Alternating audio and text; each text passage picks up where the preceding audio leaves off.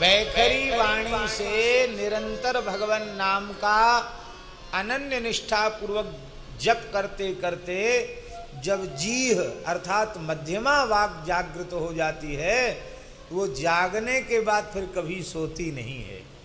इसी का नाम है अजपा जप। क्या है इसी का नाम? अजपा जप। फिर आप गंभीर निद्रा में हैं तो भी आपका नाम रुकेगा नहीं, नाम चलता रहेगा। प्रबंध सब हम तुमको कर देंगे। तीसरे दिन सिद्धि तुम्हारे सामने आ जाएगी और फिर तुम उसको अपने वश में कर लें, तुम्हारे बस में हो जाएगी। तुम फिर जो चाहोगे सो तुम कर सकोगे। त्रिकालदर्शी हो जाओगे, भूत भविष्य वर्तमान हो, कहीं किसी को कहीं से कहीं भेज देना, कहीं कुछ से कुछ मंगा लेना, सब काम कर दोगे। मान लो कथनचित किसी के भीतर अणिमा महिमा गरिमा प्राप्ति प्राकाम्य ईशित्व वसित्व आस आदि अष्ट सिद्धियों की प्राप्ति की कामना है, तो उसे भी अनन्य निष्ठा पूर्वक श्री हरिनाम का जप करना चाहिए। नाम जीह जपि जागहि, वैखरी वाणी से निरंतर भगवान नाम का अनन्य निष्ठा पूर्वक जप करते करते जब जीह अर्थात मध्यमा वाक जागृत हो जाती है, वो जागने के बाद फिर कभी सोती नहीं है। इसी का नाम है अजपा जप। क्या है इसी का नाम? अजपा जप। फिर आप गंभीर निद्रा में हैं तो भी आपका नाम रुकेगा नहीं, नाम चलता रहेगा। यह है नाम जी है जप जागहि जोगी। वो सोते हैं तो भी जागते हैं और जागते हैं तब तो सोते हैं ही। एक और दूसरा एक गूढ़ भाव है। अच्छा आप बताओ, अभी दिन है कि रात है? दिन है ना। लेकिन किसी योगी पुरुष से आप पूछेंगे तो वो कहेगा कि अभी तो रात है। क्या कहेगा? कितने बजे रात के? जितने दिन के बजे उतने रात के बजे। आप कहोगे बात समझ में नहीं आई। आप समझ में आने की चीज ही नहीं तो कैसे समझ में आएगी? पूज्य गुरुदेव श्री पहाड़ी बाबा महाराज से पूछो कितने बजे? रात के 12 बज रहे। बोले हमारे दिन के 12 बज रहे हैं। बोलो भक्तवत्सल भगवान की। जो विषयी पुरुषों की रात्रि है वही योगियों का दिन है, और जो योगियों का दिन है वही विषयी पुरुषों की रात्रि है। उसका कारण ये है, ये बाहर के दिन रात तो ये किसके द्वारा है? बाहर के जो दिन रात है इनकी व्यवस्था किसके द्वारा है? इनकी व्यवस्था सूर्य और चंद्र के द्वारा है। सूर्य होगा तो दिन होगा और चंद्रमा होगा तो रात्रि होगी। तो योगी पुरुष दिन भर चंद्रस्वर रखते हैं, इसलिए चंद्र नाड़ी को जागृत रखने के कारण उनका दिन रात्रि हो जाता। जग तो रही हैं पर रात्रि को जो शरीर को विश्रांति मिलनी चाहिए, इंद्रियादि को विश्रांति मिलनी चाहिए, वो चंद्रस्वर को जागृत रखने से उतनी शीतलता, उतना विश्राम, उतनी ऊर्जा शरीर को प्राप्त हो जाती है। और संपूर्ण रात्रि को वे सूर्यस्वर को जागृत रखते हैं, अपनी पिंगला नाड़ी को जागृत रखते हैं। इड़ा, पिंगला, सुषुम्ना ये 3 नाड़ियाँ प्रधान हैं। तो रात्रि को सूर्य नाड़ी को जागृत रखने के कारण उनको जागहि जोगी। इसी को श्रीमद् भगवद गीता में भगवान श्री कृष्ण ने कहा, या निशा सर्वभूतानाम तस्याम जागृति संयमी। यही है संयमी का अर्थ। एक अर्थ ये भी है। तो जब अजपा खुल जाता है, नाम खुल जाता है, मध्यमा वाक खुल जाती है, अपने आप शरीर के सारे चक्र, सारी नाड़ियाँ शोधित हो जाती हैं, तो स्वाभाविक रूप से दिन में चंद्रस्वर और रात्रि में सूर्यस्वर चलने लग जाता है। तो वे हमेशा जागृत ही माने जाते हैं, वो कभी सोए हुए माने जाते नहीं हैं।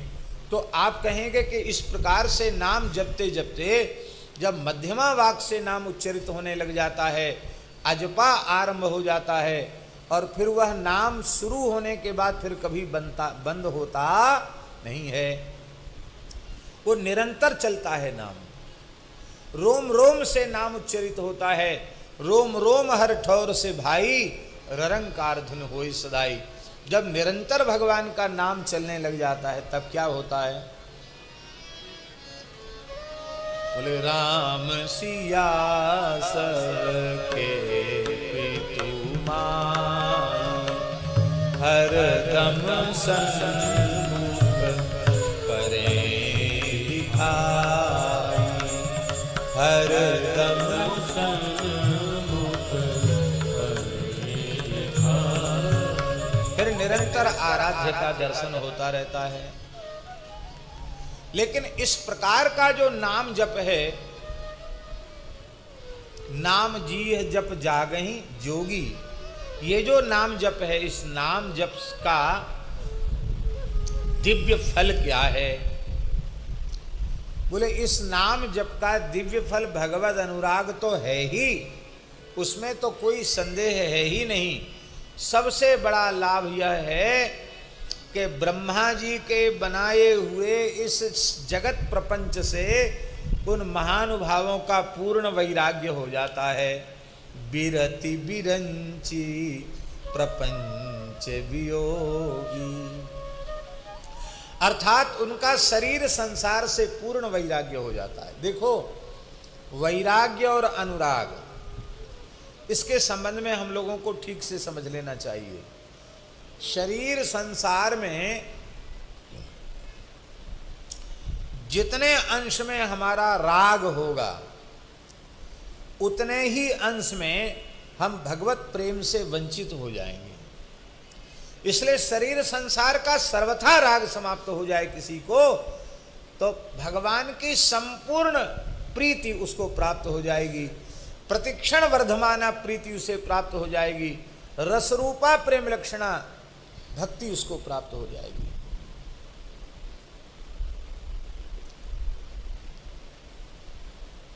आज सवेरे सवेरे हम सुन रहे थे कैसेट में परम श्रद्धेय स्वामी श्री राम सुखदास जी की वाणी। स्वामी जी बहुत अच्छी बात कह रहे थे। स्वामी जी कह रहे थे कि संपूर्ण प्रीति का लक्षण क्या है, परिपूर्णानुराग का लक्षण क्या है। बोले परिपूर्णानुराग के दो लक्षण हैं। एक लक्षण तो है कि वह अनुराग कभी घटता नहीं है, वो प्रतिक्षण वर्धमान होता है, एक लक्षण तो ये है। और दूसरा लक्षण ये है कि इस प्रकार का प्रेम अनुराग जिसे प्राप्त हो जाएगा, उसका शरीर संसार से सर्वथा वैराग्य हो जाएगा।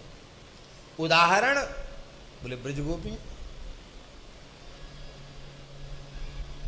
और बड़ी सुंदर व्याख्या स्वामी जी कर रहे थे। आशा महो चरण रेणु जुषा महं श्याम, वृंदावने किमपि गुल्मलतौषधीनां, या दुस्त्यजं स्वजनमार्यपथं च हित्वा, भेजुर्मुकुन्द पदवीं श्रुतिभिर्विमृग्याम्। आपका शरीर संसार के प्रति राग है तो संसार के व्यवहार, व्यापार, संपर्क, संबंध को आप बनाए रखने में अपनी संपूर्ण शक्ति लगा देंगे, उसको तोड़ना नहीं चाहेंगे। भैया संसार में रहना, संसार से ही संबंध तोड़ के कहाँ जाएंगे। और पारलौकिक भोगों में रुचि है तो आप वैसा ही करेंगे जिससे मरने के बाद भी स्वर्गादि लोक, उत्तम लोक प्राप्त हों, अनंत सुख प्राप्त हो। यही तो करेंगे कि नहीं करेंगे। पर गोपियां स्वजनों का भी त्याग कर दिया उन्होंने, और आर्यपथ का फल है स्वर्गादि लोकों की प्राप्ति, उसका भी त्याग कर दिया। अरे कोई हमसे कहे कि ये कैसी कुल वधुएं हैं जो नंद के लाला के प्रति इतना अनुराग रखती हैं, और ये तो गलत रास्ता है, इससे तो नरकों में जाना पड़ेगा। अरे भैया, वो स्वर्ग जिसको चाहिए हो और नरक से जिसको भय हो उसको ये बात सुनाओ। हमको न नरक से भय है न स्वर्ग की हमारे मन में इच्छा है। तो स्वजन मार्य पथंच हित्वा, स्वामी जी ने कहा कि लोक वेद का त्याग ये संपूर्ण वैराग्य का प्रतीक है। परिपूर्ण वैराग्य है गोपियों के हृदय में, परिपूर्ण वैराग्य है शरीर संसार से, इसलिए संपूर्ण अनुराग है श्री कृष्ण के चरण कमल में। तो साधन क्या है? शरीर संसार से पूर्ण वैराग्य हो जाए और भगवान के चरण कमलों में प्रतिक्षण वर्धमान प्रेम हो जाए। इसका साधन क्या है?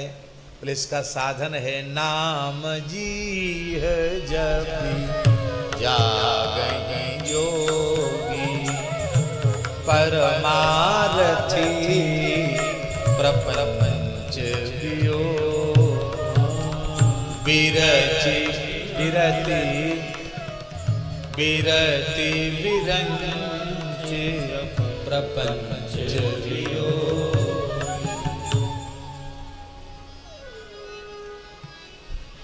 जब बिरति बिरंची प्रपंच वियोगी, ब्रह्मा के बनाए हुए प्रपंच से, शरीर संसार से जब पूर्ण वैराग्य हो जाएगा, उसके बाद ही भगवत सुख, ब्रह्म सुख, ब्रह्मानंद, परमानंद, भगवदानंद कब प्राप्त होगा? जब शरीर संसार से पूर्ण वैराग्य हो जाएगा, तब ब्रह्म सुख ही अनुभव ही अनुपा, अनुपम ब्रह्म सुख का अनुभव करने लग जाते हैं। वो ब्रह्म सुख कैसा है? बताओ कुछ, कैसा है? बोले अकथ, अकथ है। अकथ माने वाणी का विषय नहीं है, वाणी से उसका निर्वचन नहीं किया जा सकता है। तो यही बात कह रहे हैं, जाना चाहे गूढ़ गति जेऊ। गूढ़ गति क्या? भगवान की लीला का रहस्य जो जानना चाहते हैं। नाम जीह जपी जाने ते, वो नाम का जप करके भगवान की लीला का रहस्य समझ लेते हैं। बहुत से लोग ऐसे होते हैं कि उनको रिद्धि सिद्धि की कामना होती है। देखो, आप लोग अन्यथा मत मानना, और मानो तो मानो। सबसे अच्छी बात यह है कि किसी भी भगवत प्राप्ति के पथ पर चलने वाले साधक को कभी भी रिद्धि सिद्धि के फेर में नहीं रहना चाहिए। हमें कोई चमत्कार प्राप्त हो जाए, हमें कोई सिद्धि प्राप्त हो जाए, ऐसी कामना स्वप्न में भी नहीं होनी चाहिए।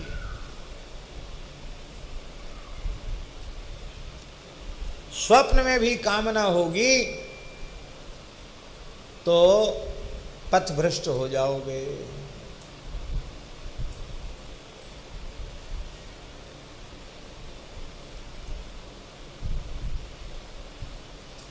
इसलिए गोस्वामी जी ने उत्तरकांड में कहा, रिद्धि सिद्धि बहु प्रेरे भाई, बुद्धि ही लोभ दिखावे आई। होए बुद्धि जो परम सयानी, तिन तन चितय न अनहित जानी। साधक का अनिष्ट अनहित रिद्धि सिद्धियों से होता है।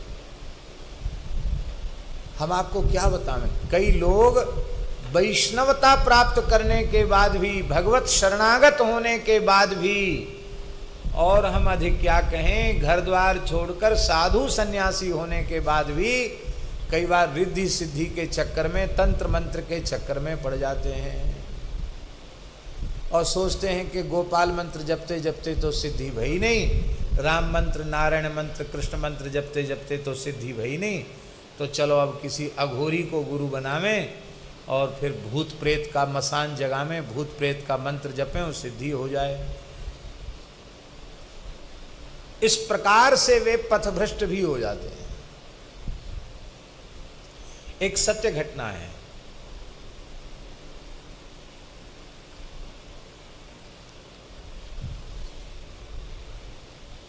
एक महापुरुष ने, एक महानुभाव ने गोपाल मंत्र के 18 पुरस्करण किए। कितने?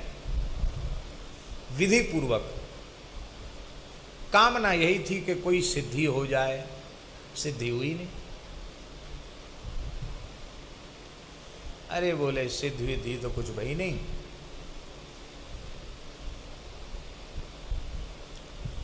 एक मसानी मिल गया, मसान सिद्ध।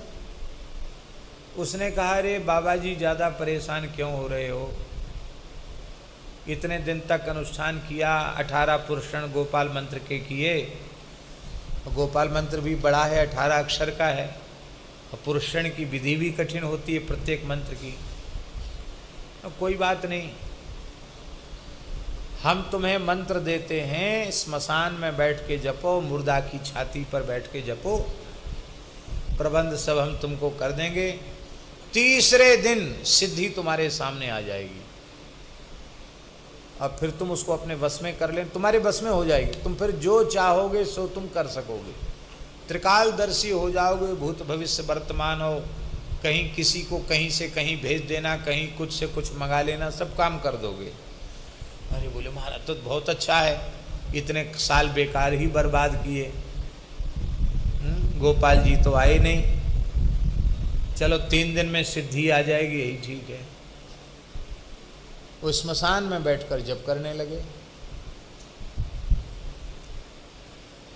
तो वह तामसी सिद्धि, भूती प्रेत होते हैं और कौन होते हैं, वो आए।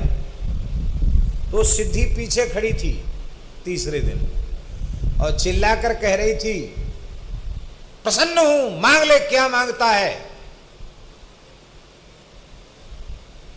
तो वो महापुरुष बोले कि तुम सामने तो आओ। नहीं, पीछे से मैं बोल रही हूं, बोलो क्या चाहिए। उन्होंने पीछे से नहीं, सामने आओ, देखें तो सही कैसी होती सिद्धि। मैं तुम्हारे सामने नहीं आ सकती। क्यों? बोले तुमने गोपाल मंत्र का जप किया है, तुम्हारी दृष्टि पड़ती जलकर भस्म हो जाऊंगी। बोले हमको कुछ नहीं चाहिए, चली जाओ। वो जो गुरु था, उपदेष्टा, वो दूर बैठा देख रहा था। बोले तुमने हाथ से अवसर खो दिया। बोले बस अब जो जितने कर्म होने थे सो सब हो गए। सकल कर्म कर थके हो गोसाई, सुखी न भय अभय की नाई। सब बर्बाद हो गया हमारा। फिर अपने वैष्णव गुरु की शरण में गए, रो करके। बोले कोई बात नहीं, पंचगव्य प्राशन करो और फिर प्रेम से भजन करो। भैया ये तंत्र मंत्र की सिद्धि बहुत शीघ्र हो जाती है, लेकिन तंत्र मंत्र की सिद्धि की कामना स्वप्न में भी नहीं होनी चाहिए। कुछ ऐसी भी सिद्धियां होती हैं जो तामसी नहीं होती हैं, सात्विक होती हैं, पर सिद्धि मात्र भगवत प्रेम से, भगवत प्राप्ति के पथ से जीव को हटा देती है। इसलिए सिद्धि से तो अत्यंत सावधान रहने की आवश्यकता है। सिद्धियों का आकर्षण मन में किसी भी अवस्था में नहीं होना चाहिए। हमने शायद पहले कभी कहा है कि नहीं कहा। एक बार पूज्य गुरुदेव श्री पहाड़ी बाबा जी महाराज बोले बच्चा देखो, जुक्ति से मुक्ति होती है। पुराने महात्माओं के पास बहुत जुक्तियां थीं, कुछ न कुछ उनके पास चमत्कार थे जिससे वो उनके नाते से खूब लोग संतों को मानते। बोले देखो, जैसे एक बात बताएं, पानी बरस रहा है और आपके पास वो सिद्धि है, आप संकल्प कर लो कि 2 बीघा, 5 बीघा, 10 बीघा में पानी न बरसे, तो उतने में पानी नहीं बरसेगा। कोई तिरपाल पंडाल की जरूरत नहीं, चारों ओर पानी बरसेगा, उतने में पानी नहीं बरसेगा। कभी जरूरत पड़े तो इस चमत्कार को दिखाओ, बस एक बार दिखा दो, फिर तो लाखों लोग लट्टू हो जाएंगे, किसी चीज की कमी नहीं रह जाएगी। इसमें कुछ वो नहीं है, थोड़ी ऐसा है, बस इतना ये काम करना है।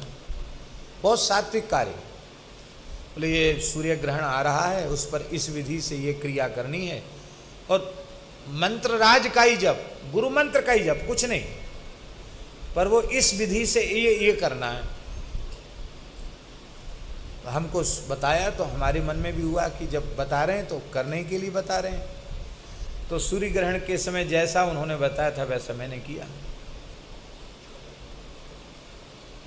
उसमें क्या करना होता है कि एक मिट्टी की गोली, एक विधि है, वो बताई नहीं जा सकती क्योंकि उसका निषेध है बताना।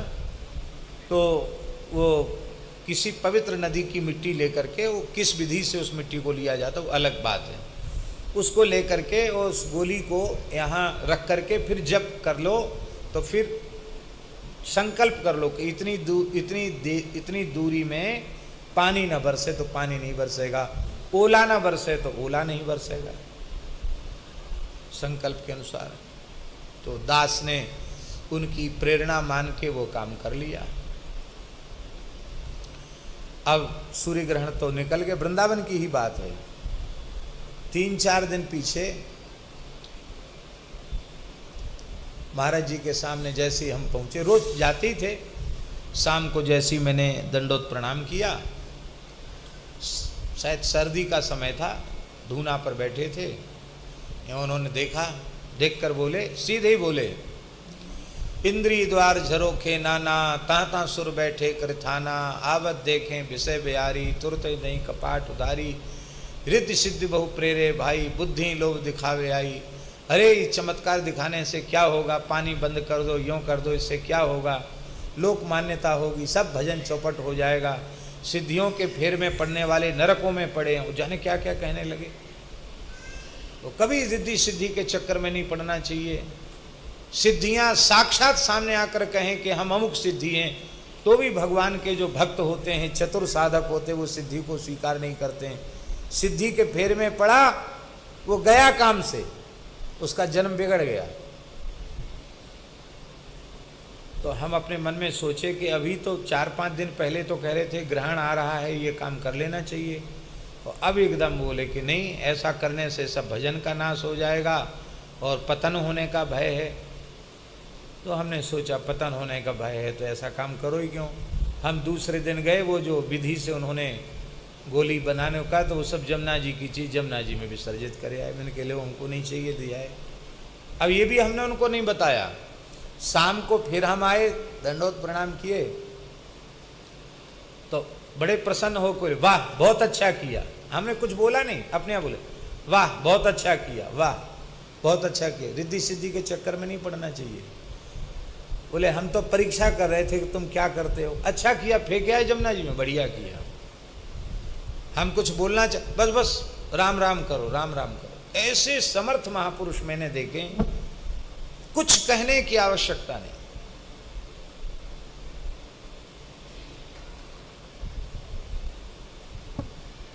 लेकिन एक विशेष बात इस चौपाई में गोस्वामी जी कहना चाहते हैं।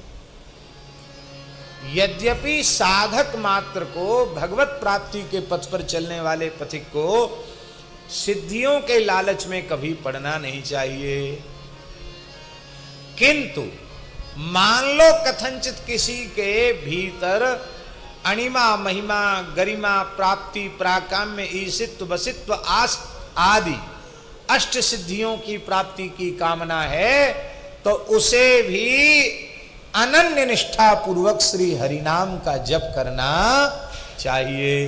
क्यों? बोले तंत्र मंत्र से प्राप्त सिद्धियां, उनमें पतन का तो भय रहेगा ही, वे ज्यादा लंबी चलने वाली नहीं है। ब्रजवासियों की एक कहावत है, भूत विद्या मल्लई 14 वर्ष चल रही, 12 वर्ष चल रही। भूत विद्या मल्लई और 12 वर्ष चल रही।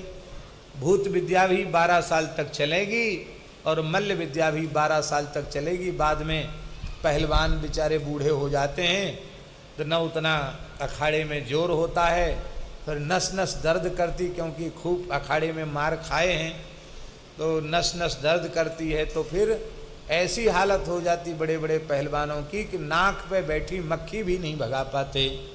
तो वो पहलवान जी जो विश्व विजयी थे वो मक्खी नहीं भगा सकते। ये है भूत विद्या मल्लई 12 वर्ष चल रही। तब क्या करना चाहिए? साधक नाम जपहि लय लाए,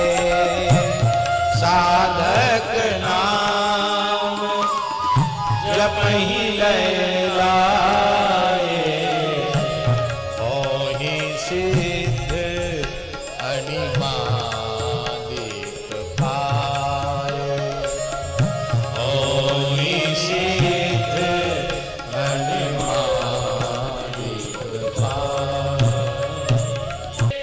जपहि नाम जन आरत भारी, मिटहि कुसंकट होहि सुखारी। केवल नाम जप करो, नाम कीर्तन करो, आपके सारे संकट केवल महाराज आधिराज पतित पावन सर्व समर्थ श्री हरिनाम महाराज राम नाम महाराज आपके सारे संकट दूर कर देंगे। क्या करें, लोग विश्वास नहीं करते हैं।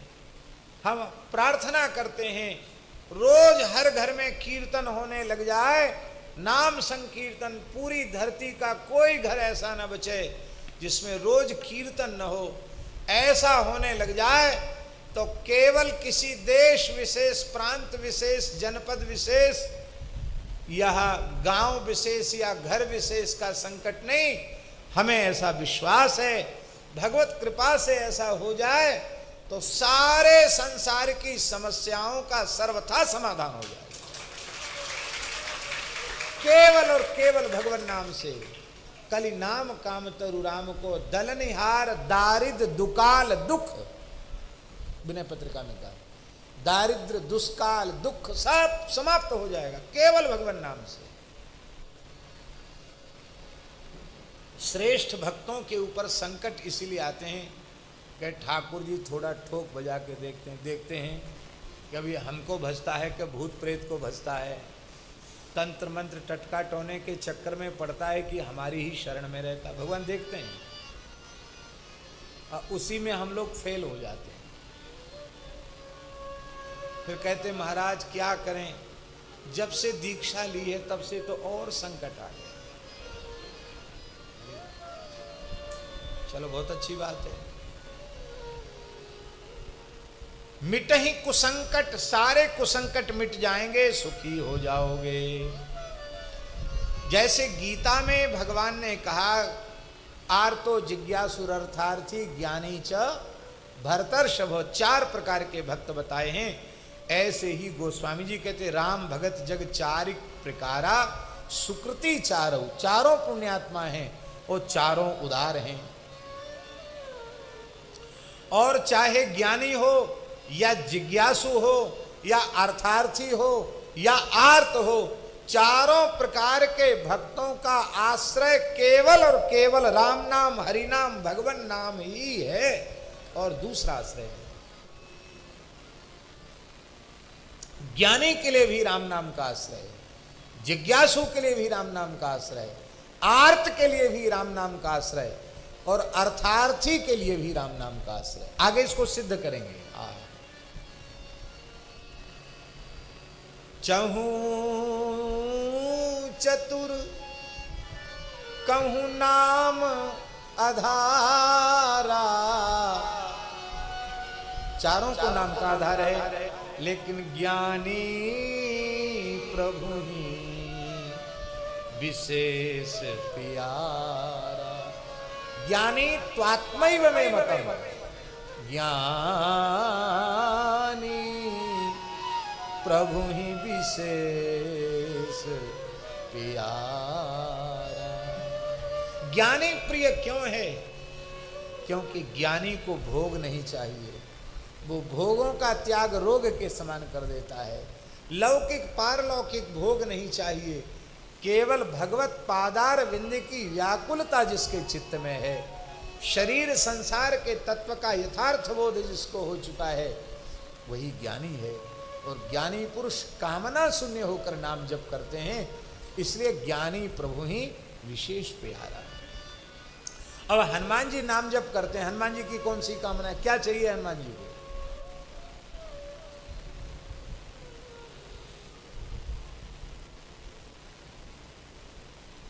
स्थान में किसी को पुजारी बनाओ, किसी को कुठारी बनाओ, किसी को भंडारी बनाओ, स्थान में, आश्रम में, तो उसकी पहली अपेक्षा होती कि भैया हमको कमरा तो कम से कम मिलना चाहिए। मिलना चाहिए कि नहीं मिलना चाहिए? मिलना भी चाहिए भाई। स्थायी सेवा करने वाले को ठीक ठाक आसन रखने की जगह होना चाहिए। पुराने समय में तो कमरे में रहने की परंपरा ही नहीं थी, संत निवास में ही साधु आसन रखते थे। अब समय बदल गया। लेकिन हम लोग विचार करें कि श्री हनुमान जी ने कमरा और कुटिया की बात तो जाने दो, 4 हाथ आसन रखने की जगह राम जी से कभी मांगी?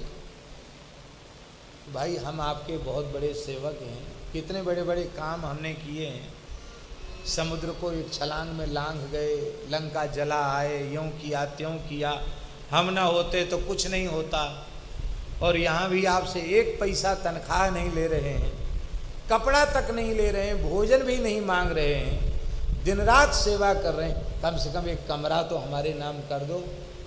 इतना बड़ा अयोध्या है, महल है, एक कमरा। कभी हनुमान जी ने प्रस्ताव किया? आपने किसी रामायण में पढ़ा कि ये कमरा राम जी ने हनुमान जी के लिए दिया?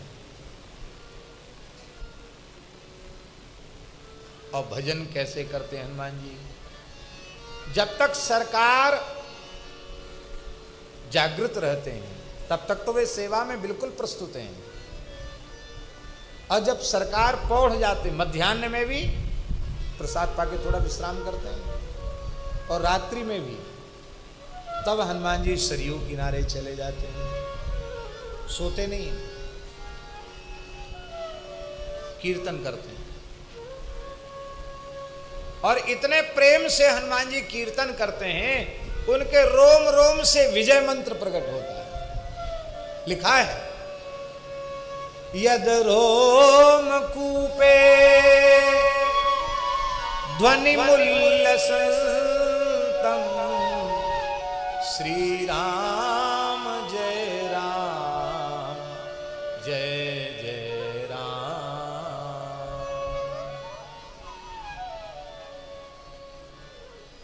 कीर्तन करते तो रोम रोम से श्री राम जय जय राम की गर्जना होने लग जाती है।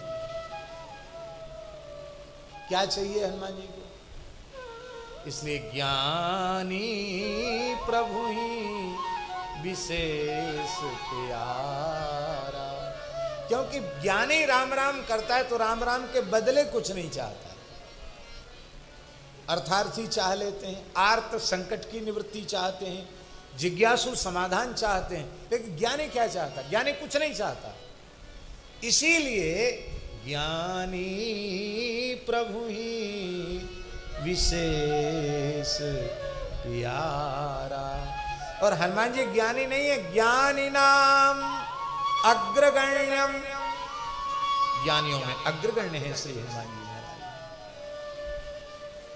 अभी परम पूज्य श्री रमन रेती वाले महाराज जी ने एक घटना सुनाई, अभी कुछ दिन पूर्व की बात है,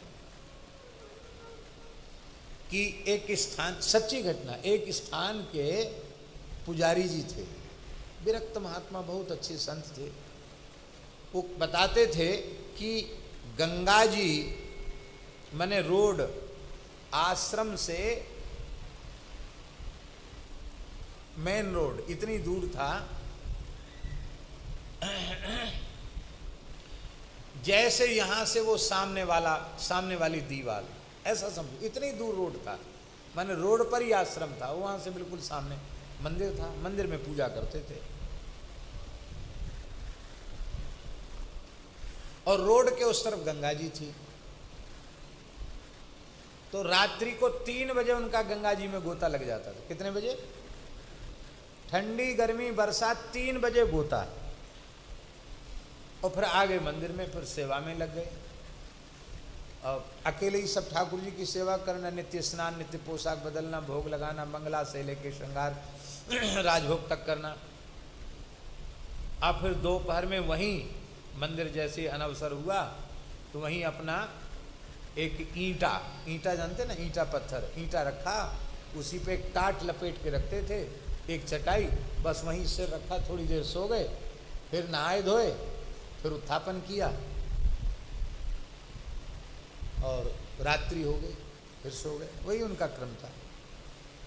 तो लगभग 40-45 वर्ष लगातार एक जगह पूजा करते हो गया, उन्होंने रोड के बाहर क्या है देखे। गंगा जी तो 3 बजे गोता लगाते थे, तो पता ही नहीं, नजर उठाकर कभी देखा नहीं कि उधर क्या है। तो एक बार स्थान में कुछ ना कुछ सामान बटता है, कोई भगत आया तो कुछ सामान लाया, जूता चप्पल भी लाया।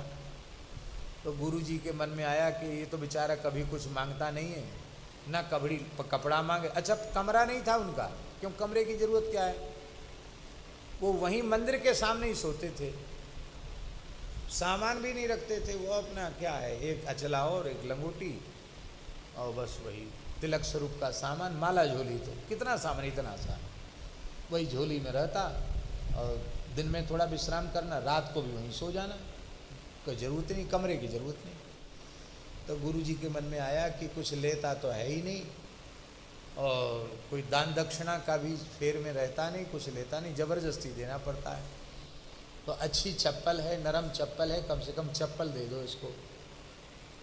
तो गुरु जी ने बुलाया, बोले ले भाई ये रख लो। बोले हमको तो आवश्यकता नहीं है। नहीं नहीं रख लो, ले लो, मेरी आज्ञा है, ले लो। ले लिया और रख लिया। अब वो मन में सोचे कि चप्पल तो उसको ज़रूरत होती जो कहीं जाता था, हम जाते तो कहीं है नहीं, सुबह 3 बजे गोता लगाते, वो सामने गंगा जी है, वो गंगा जी चप्पल पहन के जाने का कोई प्रयोजन नहीं है। तो अब क्या करें, अब गुरु जी की दी हुई वस्तु व्यवहार तो करना चाहिए। तो वो क्या करें, महात्मा तो महात्मा ही ठहरे, रात को चप्पल पहन के सो जाएं, नई चप्पल अपने थैला में रखें, और कहीं गई नहीं पहन के, बस जब सोएं तब दोनों पैर में चप्पल पहन के फिर तान दुपट्टा सो जाएं। तो लोगों ने शिकायत कर दी कि महाराज कैसा जड़ पुजारी है कि मंदिर के सामने चप्पल पहन के सोता है, ये बहुत अनुचित है। अरे मंदिर के जगमोहन में भी कोई जूता चप्पल पहन के नहीं जाता, और ये चप्पल पहन के रात को सोने का मतलब क्या है। तो गुरुजी ने पुजारी जी को बुलाया, बोले भाई क्या बात है, तो चप्पल पहन के सोते हो। बोले गुरुजी के दिए हुए प्रसाद का व्यवहार तो करना चाहिए, मैं बाहर जाता नहीं हूँ, आपने दी है चप्पल तो मैं क्या करूँ, तो आपकी दी हुई चप्पल का थोड़ा तो प्रयोग करना चाहिए। तो रात को पहन के सो जाता हूँ, दिन में तो कुछ पहन के कुछ करना नहीं, चप्पल पहन के भीतर तो कुछ कर नहीं सकते मंदिर में। अब दिन में कोई काम है नहीं, सवेरे 3 बजे आपकी कृपा से गंगा जी में गोता लग जाता है, तो आपकी दी हुई वस्तु का व्यवहार करने के हिसाब से हम चप्पल पहन के सो जाते हैं। गुरुजी ने हृदय से लगा लिया, बोले बस हो गई हमारी आज्ञा पालन, हमारी चप्पल हमें वापस कर दो। बोलो भक्तवत्सल भगवान की। ये निष्काम भक्त, कुछ नहीं चाहिए, सेवा के बदले सेवा चाहिए, भजन का फल भजन, सेवा का फल सेवा, कुछ नहीं चाहिए। अरे दूर कहां जाओ, आप लोगों ने देखा है, इनमें से बहुत से लोग यहां ऐसे जिन्होंने देखा, वेदराम जी ने देखा होगा, हमारे हकू भाई जी ने देखा होगा, पूज्य गुरुदेव भक्तमाली जी ने सुदामा कुटी में, रामानंद पुस्तकालय में, इतनी सी जगह में अपना जीवन व्यतीत कर दिया। चौकी तखत कभी नहीं लगाया। क्या वे अलग से इतना सारे कार्यालय का काम, सारी लिखा पढ़ी का काम देखते, पुस्तकालय की स्थापना से लेकर प्रकाशन तक सारा काम, वो चाहते तो उनको अटैच कमरा नहीं मिल जाता, वहीं रहते। उसी में जगह थी नहीं, बीच में से निकलने का रास्ता, इतनी सी जगह में महाराज जी का आसन और दास का आसन उनके चरणों की तरफ, और उस जगह इतनी सी चरणों की तरफ जो खाली जगह, वो 3 फीट चौड़ी और 3 ही फीट लंबी। आप विचार कर सकते हो, 3 फीट लंबी चौड़ी जगह में कोई सो सकता है क्या?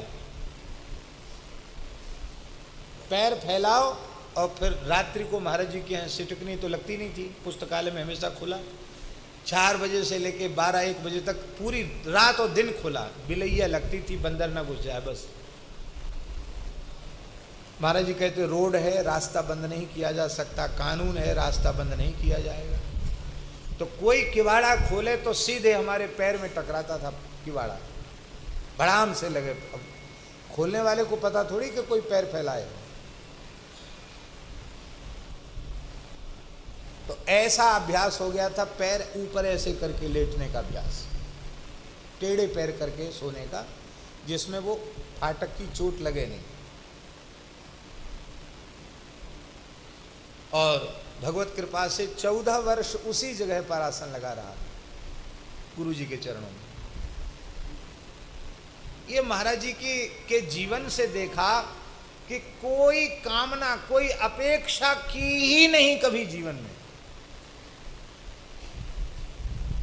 और जब बहुत शरीर शिथिल हो गया, लवशंका भी दूर जाना पड़ता था, क्यों पहले छत पर चल के जाओ, फिर कमरा पार करके, फिर एक गैलरी पार करके, तब लवशंका की जगह थी। महाराज जी की कमर झुक गई थी।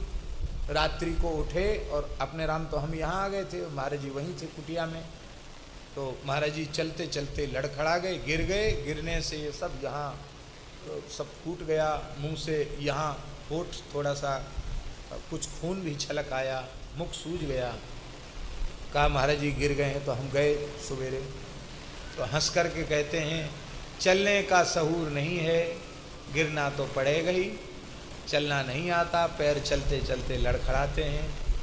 तो हमने कहा महाराज जी हम महंत जी से प्रार्थना करते हैं, अब आपके शरीर को आवश्यकता है कि ऐसा कक्ष हो कि वहीं आप स्नान आदि कर लें, शौच चले जाएं।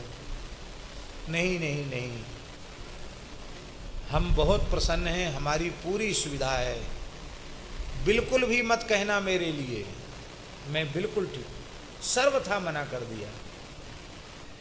तब सबसे पहले इस कोने में जो कमरा बना है, नीचे गौशाला बनी थी, तत्काल गौशाला के ऊपर 2 कमरे बनाए गए और महाराज जी के लिए कि महाराज जी को एक अटैच कमरा।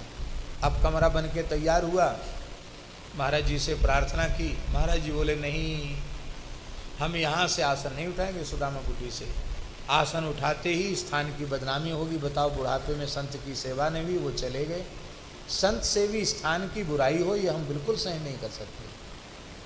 तो हमने कहा, ठाकुर जी प्रेरणा देते हैं, हमने कहा महाराज जी आप आसन उठाओ मत, कौन कह रहा आसन उठा, आपका आसन यहीं लगा रहने दो, वहाँ आपका पहले से लगाया आसन है, आपके शरीर को आवश्यकता। तो बड़ी प्रार्थना की, महाराज जी आ गए।